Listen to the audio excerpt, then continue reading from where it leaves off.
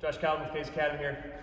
Going through day 2 pro warm-up. Again, the breathing and the foam rollers on a separate video, so this is just more of the movement prep, the first couple on the list. First one we're going to start off with is SL hip extension with abduction, which stands for single leg hip extension with abduction. So single leg hip extension, I'm always going to do straight leg. I'm going to drive through my heel, not my toe.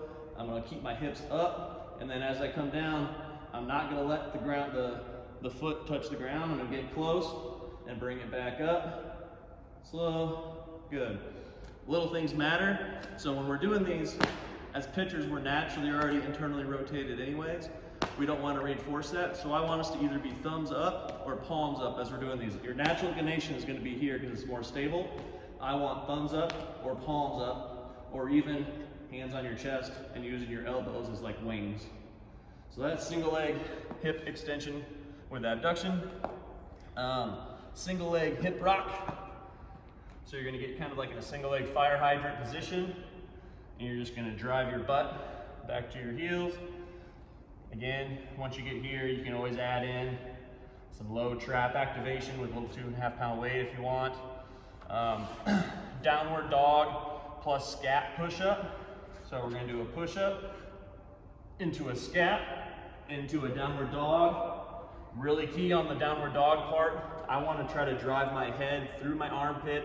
I want to keep my chin tucked, looking at my toes, and I'm trying to drive the ground away from me. So push up, yoga, drive it, push my heels down. I should feel stretch in the back of my hamstrings and my calves and in my lats.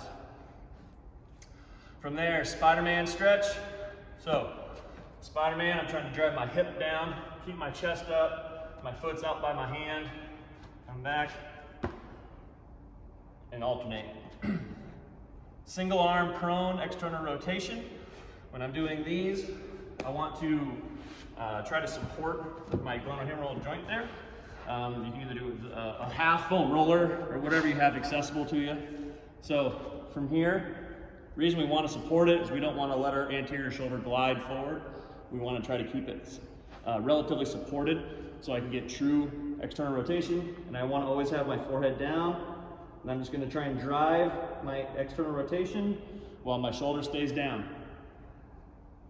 And I'm just going to hold. So that is single arm prone external rotation.